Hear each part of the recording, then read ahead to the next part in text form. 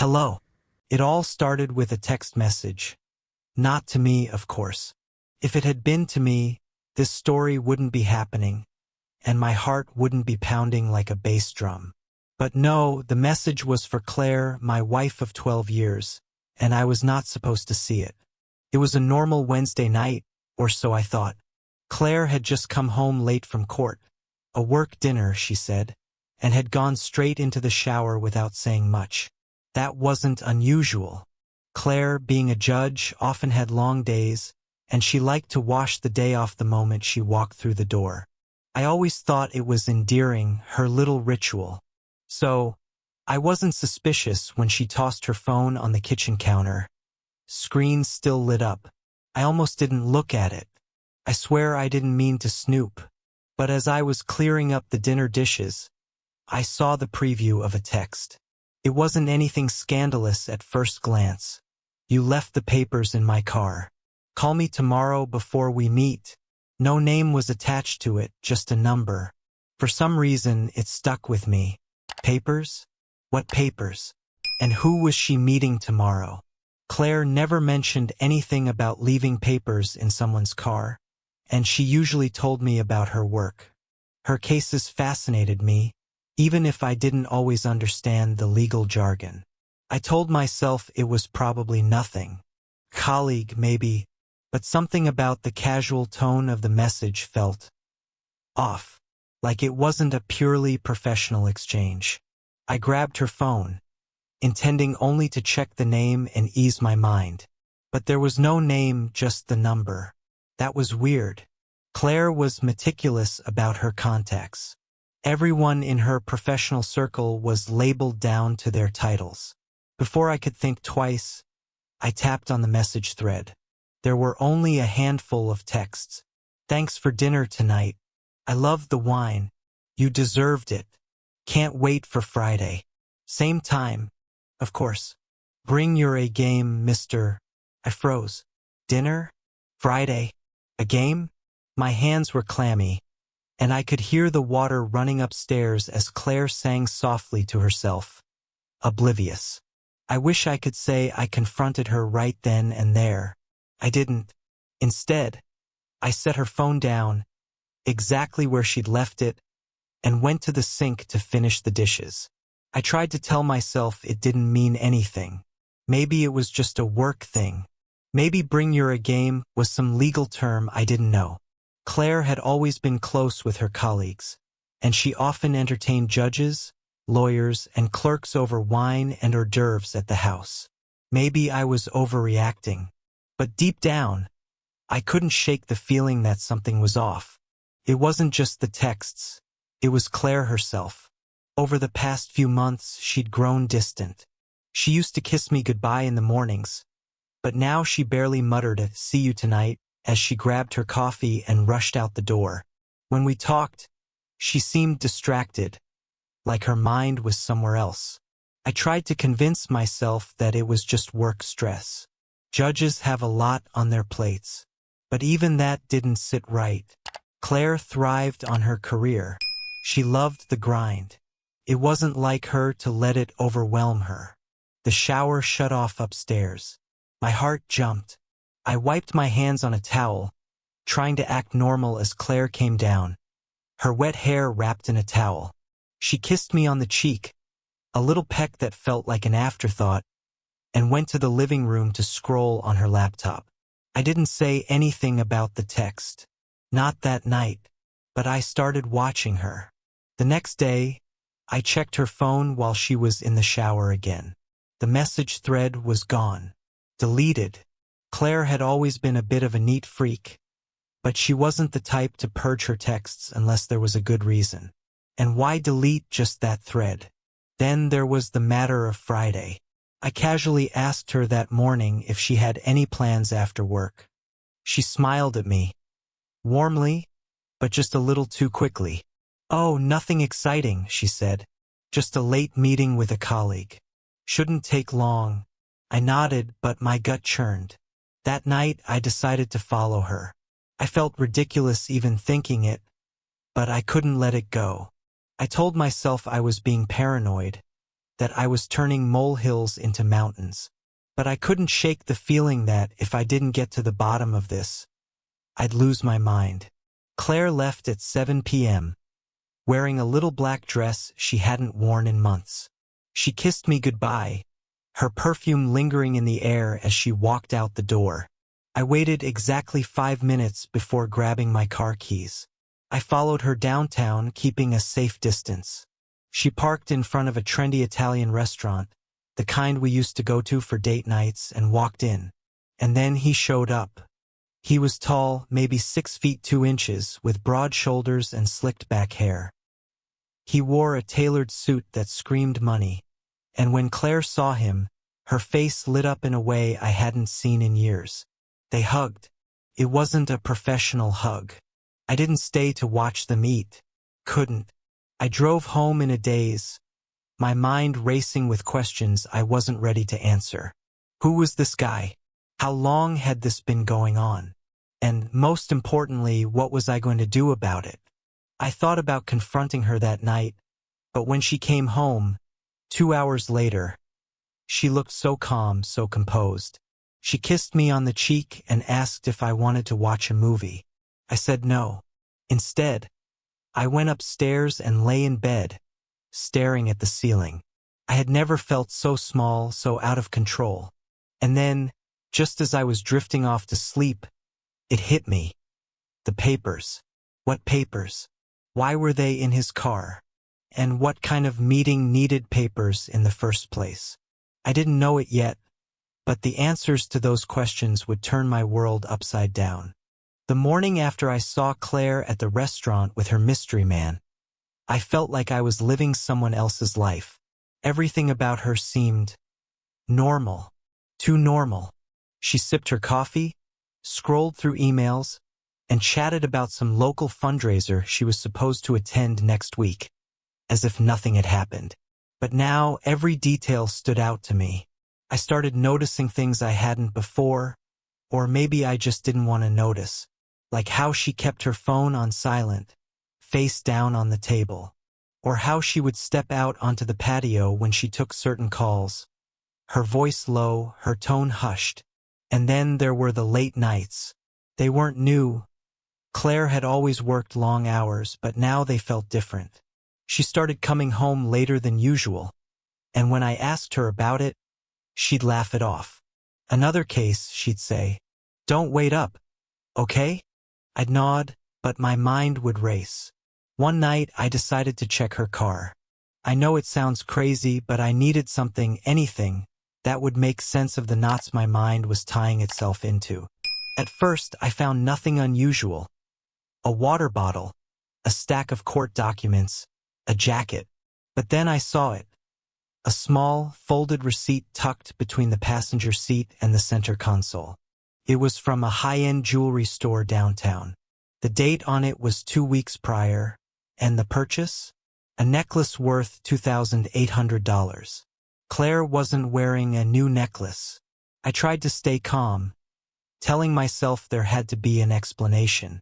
Maybe it was for a colleague or a friend.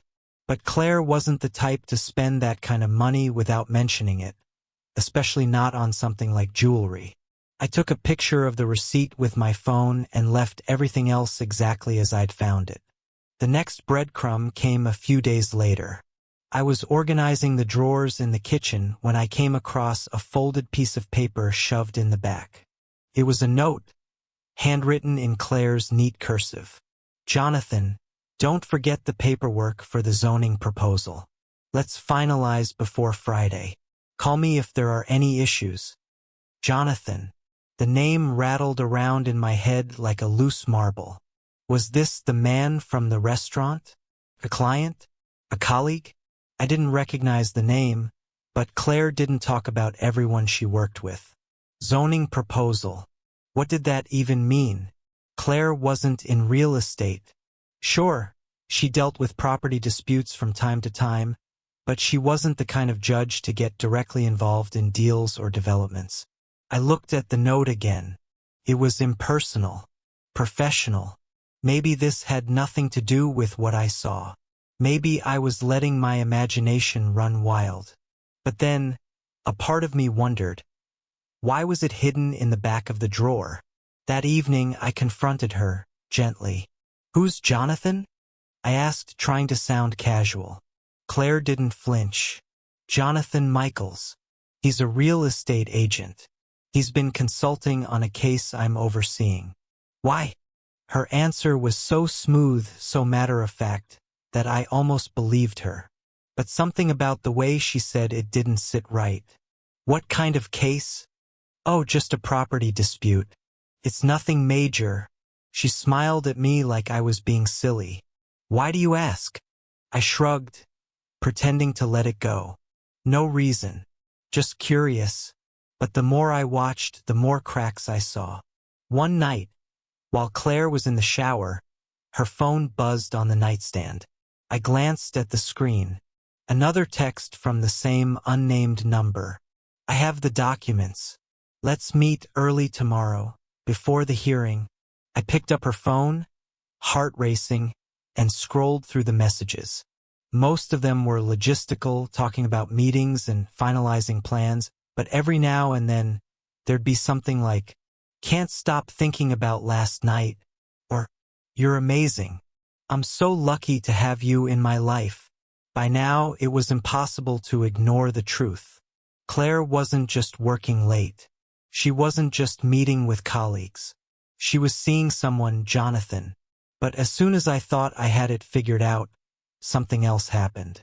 The next day, I got a call from our bank. The woman on the line sounded concerned.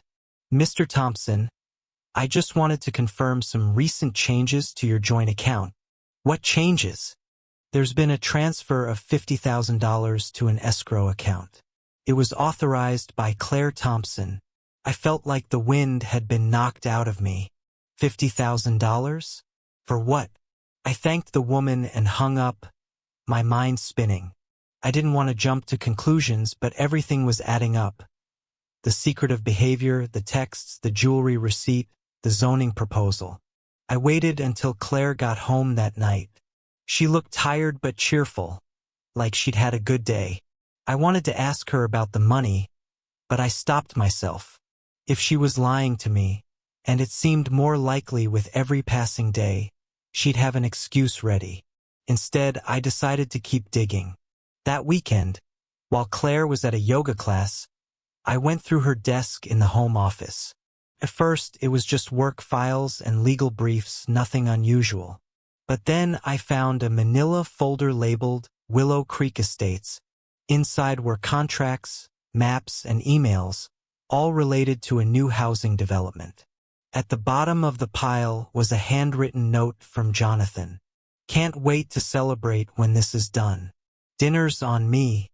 Underneath the note was a photograph of a plot of land. Scrawled in the corner was a note in Claire's handwriting. "Our next chapter." The walls seemed to close in around me. I had so many questions I didn't know where to start. Was Claire planning to move? To sell our house? And why hadn't she told me? Suddenly, I wasn't just worried about an affair. I was worried about my entire life unraveling. Little did I know, this was just the beginning. I couldn't wait any longer. Every moment I spent in silence felt like a betrayal of myself, like I was complicit in the destruction of my own life. So, on Sunday evening, while Claire was sipping a glass of wine and scrolling through her laptop on the couch, I decided to confront her. I didn't go in guns blazing. I've read enough about these situations to know that accusing someone outright often leads nowhere. Instead, I eased into it. "Claire," I said, sitting down across from her, "can we talk?" She glanced up, her expression unreadable but calm. "Of course. What's up?" I hesitated, the words catching in my throat. For a moment, I thought about backing out. But then I pictured the jewelry receipt, the text messages, the note from Jonathan, and the $50,000 transfer. "I've noticed some things lately," I began carefully. "You've been working late, taking a lot of calls outside. And then there's Jonathan." Her expression didn't change, but she froze for half a second, just long enough for me to notice. Jonathan Michaels? She asked, setting her wine glass down. What about him? I found a note, I said, and some emails. It seems like you're working with him on something pretty significant. But you haven't mentioned it to me, she sighed, leaning back on the couch. Nate, Jonathan is a real estate agent. We are working on a property dispute involving several developers. This is part of the case, nothing more. Her tone was steady, even, like she'd been rehearsing this explanation. And the jewelry receipt? I pressed. The one from 2 weeks ago. What was that about? For the first time, her mask of calm slipped. You went through my things? That's not the point, I shot back. I asked you a question. Why are you buying expensive jewelry I've never seen? Her eyes narrowed, and she folded her arms across her chest. It was for a colleague, a retirement gift. We all chipped in, and I was the one who bought it. I didn't think I needed to explain every little thing I do. Nate, her words were sharp, defensive, but not entirely implausible. For a second, I wondered if I was wrong. But then I thought about the texts. The can't stop thinking about last night and your amazing ones. And the texts? I asked, my voice rising. The ones where Jonathan talks about thinking about last night? What about those? Claire's jaw tightened. He's flirtatious, she said flatly.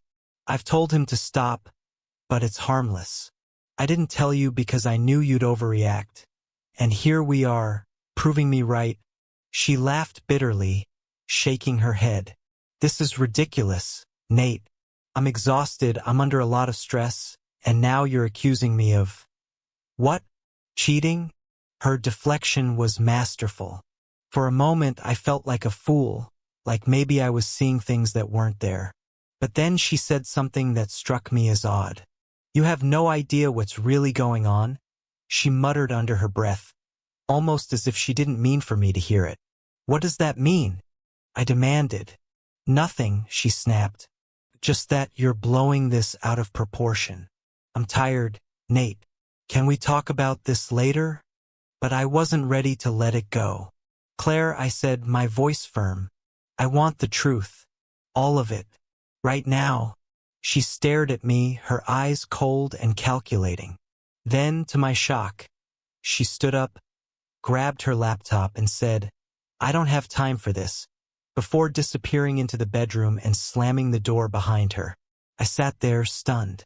Her reaction had been a mix of denial, anger, and evasion, and it left me with more questions than answers. But one thing was clear. Claire was hiding something. The next day, I decided to set a trap. If Claire was lying to me, I needed proof. Irrefutable, undeniable proof. I couldn't let her gaslight me into thinking I was crazy.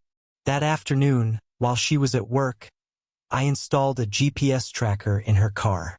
It wasn't something I was proud of, but I felt like I had no other choice. I also decided to confront Jonathan. I had his number from the texts, so I called him. Hello, he answered, his voice smooth and confident.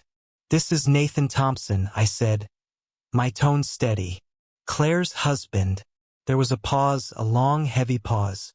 What can I do for you, Nathan? Jonathan asked, his tone suddenly guarded. I think you know why I'm calling, I said. I need to know what's going on between you and my wife. He chuckled. A low, condescending sound that made my blood boil. I think you should ask her, he said. This isn't my business to explain. Before I could respond, he hung up. That night, I checked the GPS tracker. Claire had gone to an address on the outskirts of town. An empty lot in a quiet, undeveloped area. The same address as the Willow Creek Estates development I'd found in her papers. What was she doing there? And why hadn't she told me? The next day, I drove out to the lot myself. It was just as the photograph had shown. A barren expanse of dirt and grass, marked with stakes and orange tape. But something caught my eye. A car parked at the far end of the property. Claire's car.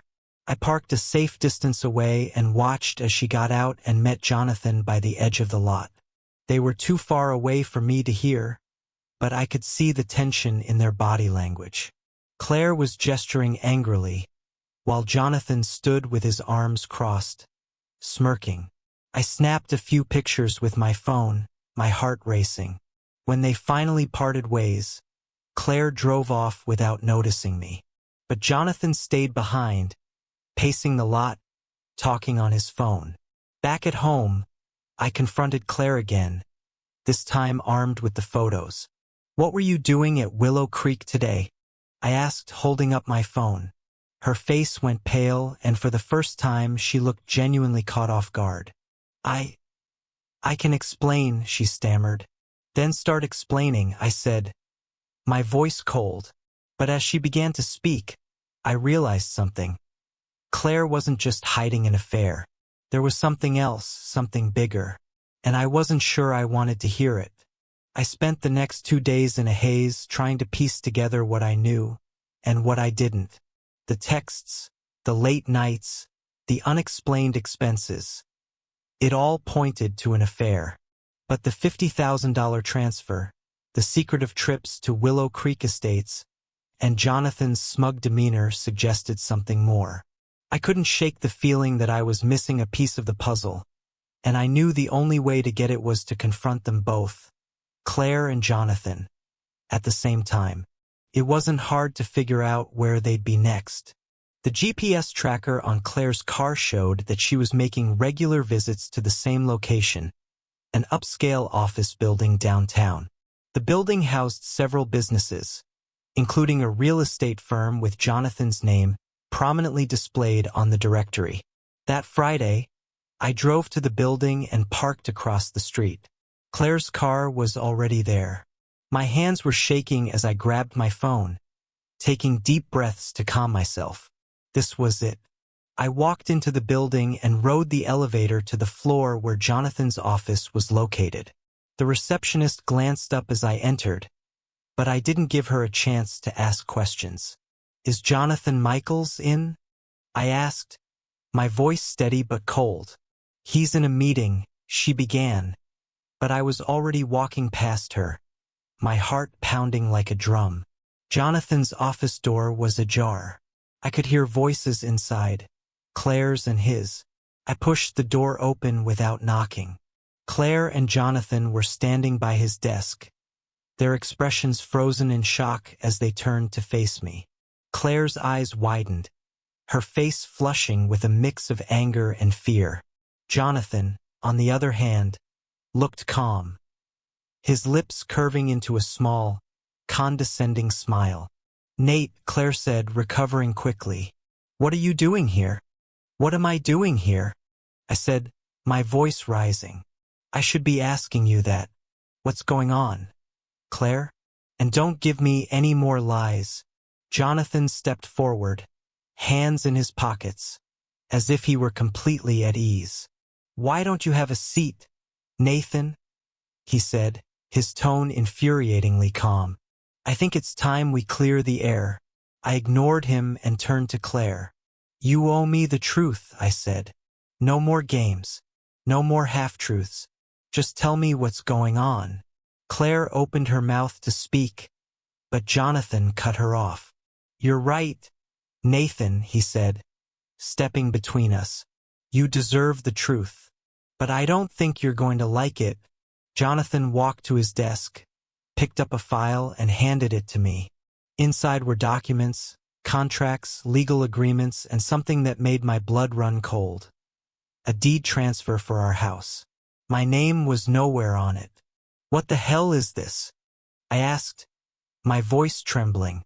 "It's the next phase of Claire's career," Jonathan said smoothly. "She's investing in the Willow Creek Estates development. A lucrative opportunity, really." I stared at Claire, my hands shaking. "You're selling our house? Without telling me?" Claire looked away, guilt flashing across her face. "It's not what you think," she said weakly. "Then what is it?" I demanded. Jonathan leaned against his desk, his smirk widening. Your wife and I have been working on this project for months.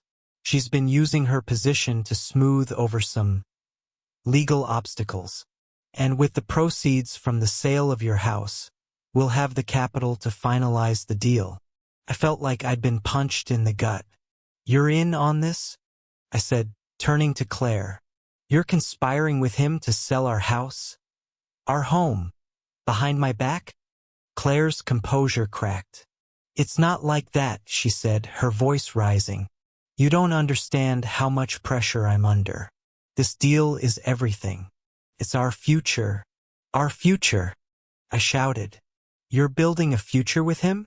Claire's face twisted in frustration. You don't get it, Nate. This isn't about you or him. It's about securing something stable. Something bigger than us. Bigger than us? I repeated, disbelief choking my words. Jonathan, ever the opportunist, chimed in. You've been out of the loop for a while, haven't you, Nathan? Maybe if you'd paid more attention, you'd understand why Claire needed to take charge. I clenched my fists, every nerve in my body screaming at me to lash out, but I forced myself to stay calm. So what? I said, turning back to Claire. You've been working with him behind my back, selling our house, siphoning money from our accounts, and for what? For some development project. Claire hesitated, and in that moment, I saw something flicker in her eyes. Something that looked an awful lot like regret. It's not just the project, she said finally. It's complicated. Oh, I'll bet, I said bitterly. Why don't you simplify it for me? And then she dropped the bombshell. I've been having an affair with Jonathan, she admitted, her voice shaking. But it's not what you think. This isn't about love or romance. It's about leverage. Leverage? I repeated, my mind spinning. Claire nodded, tears welling up in her eyes. Jonathan has connections. He promised me a way out of a mess I couldn't fix on my own. If I helped him with this deal, he'd make sure my name stayed out of some legal trouble. What legal trouble? I asked, my voice cold. Claire looked down, unable to meet my eyes. I made a mistake. A big one. I signed off on a ruling last year that wasn't entirely ethical. If it came to light, I could lose everything. My career, my reputation. Jonathan offered a solution. I stared at her, stunned. So you sold me out to cover your tracks? It wasn't like that, she insisted. I didn't know how else to fix it. I thought I was protecting us. I turned to Jonathan, my blood boiling. And you? You're just using her to get what you want. Jonathan shrugged, his smirk never wavering. I prefer to think of it as mutually beneficial. In that moment, everything became clear. It wasn't just about cheating. It wasn't just about selling the house. Claire had been caught in a web of lies and manipulation, and she dragged me into it without a second thought. I walked out of the office, the weight of the truth pressing down on me. My marriage was over. My trust in Claire was shattered. And my life? It would never be the same. I don't remember driving home that night. It was a blur, a cacophony of emotions that drowned out everything else. Betrayal, anger, grief, they all crashed over me in waves, each one threatening to pull me under. I felt like my chest had been hollowed out. The woman I'd built a life with for over a decade, the woman I trusted implicitly, had lied to me about everything, about our marriage, about our home, about who she really was. And yet, as the initial shock wore off, doubt started creeping in. Was I to blame? Had I been so caught up in my own life, my own routines, that I'd missed the signs? When I got home, the house felt different. Emptier, colder. I walked through each room, pausing in the kitchen where Claire used to hum while cooking, the living room where we'd spent countless nights watching movies, the bedroom where we'd once talked late into the night about everything and nothing. How long had it been a facade? How many of those moments were real and how many were just convenient? I didn't sleep that night. Instead, I replayed every interaction with Claire over the past few months, looking for clues I'd missed. And then I remembered something, the folder. The manila folder labeled Willow Creek Estates. I'd left it in Claire's home office, too shaken at the time to dig deeper. Now, I tore through the desk, tossing aside papers and books until I found it again. Inside were the same contracts and maps I'd seen before, but as I flipped through them, I noticed something I hadn't before. A letter, tucked into the back. It was from a lawyer addressed to Claire, and it chilled me to my core. Dear Ms. Thompson, as requested, we have initiated proceedings to transfer ownership of the property at our address into an LLC controlled by Mr. Michaels. This will ensure the asset remains protected from any legal claims. Please confirm the next steps. They were stealing my house. The next morning, I called a lawyer of my own.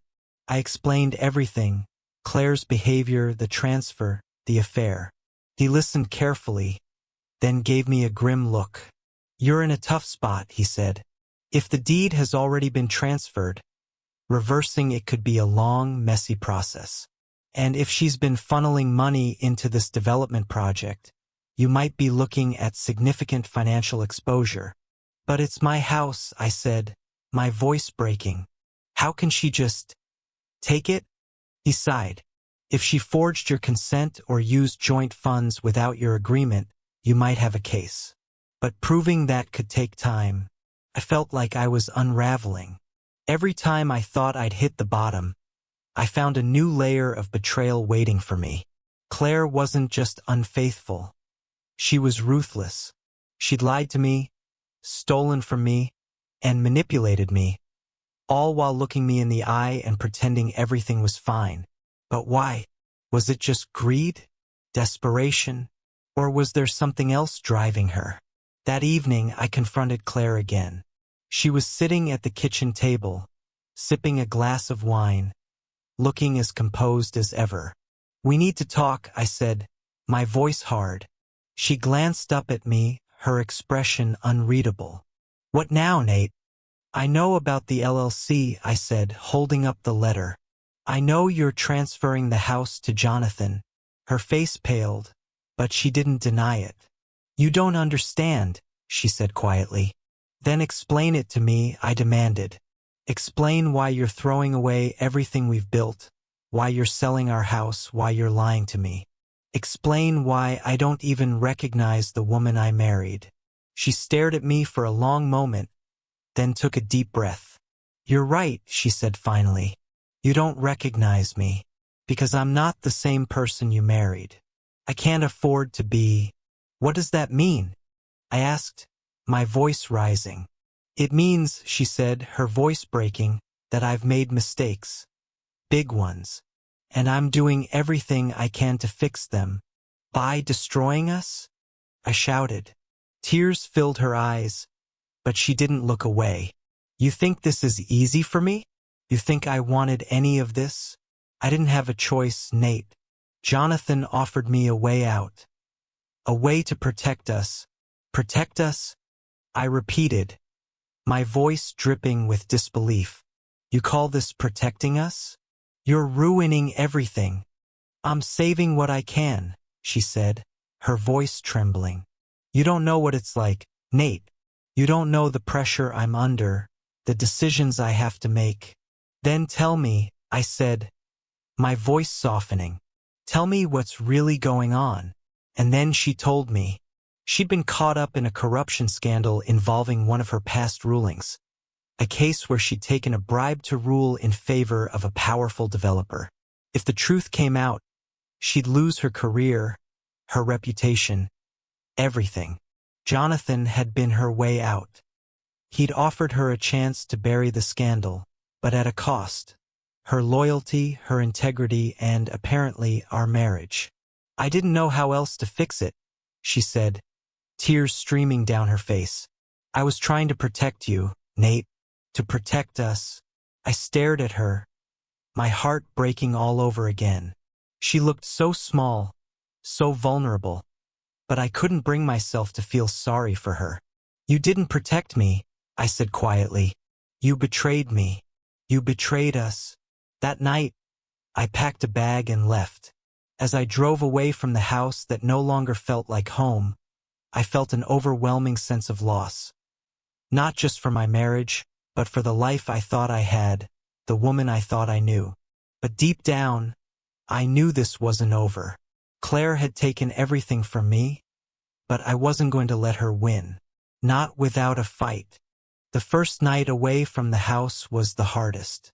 I stayed in a cheap motel on the outskirts of town, the kind of place where the fluorescent lights flickered and the water pressure was barely enough to rinse off the grime. It suited my mood. I stared at the ceiling for hours, replaying everything Claire had said.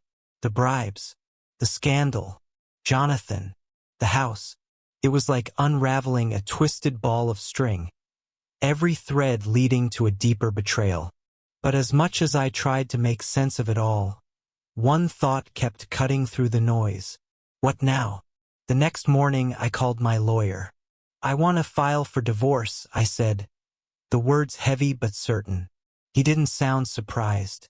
"That's probably the best move, considering everything. But you need to prepare yourself.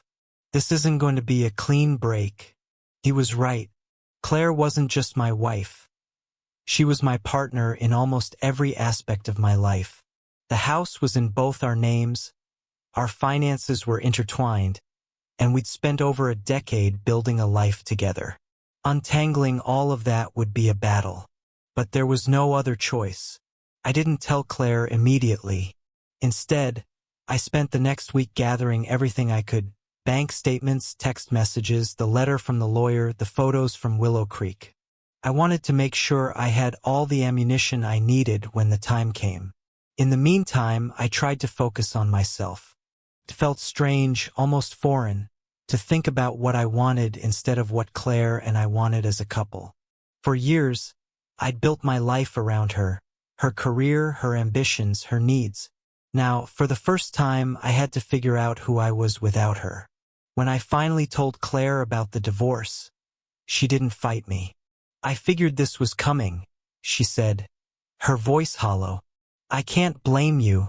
She looked like she'd aged 10 years in the past week. Her confidence, her composure, it was all gone. And for a moment, I felt a pang of sympathy. Despite everything she'd done, I could see the weight of her choices crushing her. But then I thought about the lies, the betrayal, the months I'd spent doubting myself because of her deceit. Whatever sympathy I felt was drowned out by the sheer enormity of her actions. "I'll have my lawyer contact you," I said, keeping my tone neutral. Claire nodded, wiping away a tear. "I never wanted it to end like this," she said. "I never wanted to hurt you." "But you did," I said, my voice steady. "And now we have to live with the consequences." The divorce process was as messy as I'd expected. Claire tried to hold onto the house, claiming it was essential for the Willow Creek deal, but my lawyer fought back hard. In the end, we reached a settlement. She got her share of the equity, and I got the house. It was a hollow victory. The house didn't feel like mine anymore. Every room was a reminder of what I'd lost, of the life I thought I had. So I sold it. The sale gave me a fresh start, financially and emotionally. I used the money to rent a small apartment downtown, far from the memories of the life I'd left behind. It wasn't much, but it felt like mine. For the first time in months, I started to feel free. But even as I moved on, there were loose ends I couldn't ignore. A few weeks after the divorce was finalized, I got a call from a reporter. She introduced herself as someone investigating corruption in the local court system, and she wanted to know if I had any information about Claire's involvement in a bribery scandal. I told her I didn't want to get involved, but her parting words stuck with me. "There's more to this than you realize, Mr. Thompson. Your ex-wife isn't the only one who's been playing dirty." I hung up the phone, unsettled. Was she talking about Jonathan, the developers, or someone else entirely? And then there was the matter of Jonathan. Shortly after the divorce, I heard through a mutual acquaintance that he'd pulled out of the Willow Creek project. No one knew why, but there were rumors that his firm was under investigation for fraud. Part of me wanted to gloat, to see him face the consequences of his actions. But another part of me couldn't shake the feeling that this wasn't over. Despite the lingering questions, I tried to focus on rebuilding my life. I started going to therapy, reconnecting with old friends, and exploring hobbies I'd long neglected. Slowly but surely, I began to feel like myself again. But every now and then, I'd catch myself wondering, how much of my life with Claire had been real? How many other secrets had she kept from me? I didn't have all the answers, and maybe I never would. But for the first time in a long time, I was okay with that. My marriage is over. My life is unrecognizable. And yet, I feel hopeful. Because now, for the first time in years, I have a chance to start over. To build something real. And this time, I'll make sure no one can take it away from me. If you told me a year ago that my marriage would end like this, betrayal, lies, and a tangled web of corruption, I would have laughed in your face. Claire and I had what I thought was an unshakable bond. We'd been through so much together, and I never imagined she'd become a stranger to me. Looking back now, I see all the cracks I ignored.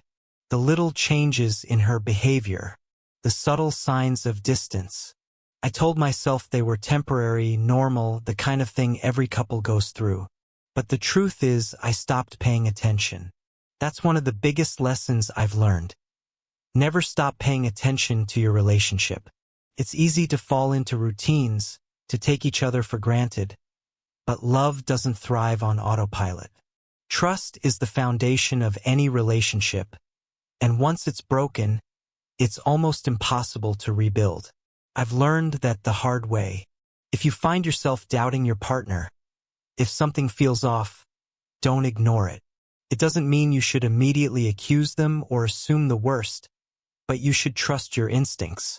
There's a reason your gut is telling you something's wrong. At the same time, it's important to remember that not all suspicions lead to betrayal. Relationships require communication.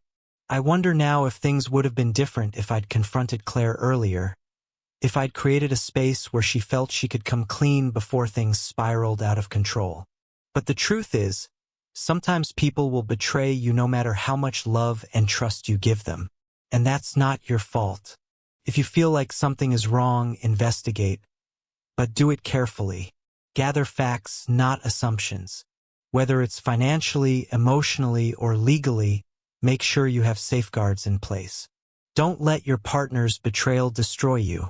Talk to friends, family, or a therapist. You don't have to go through this alone.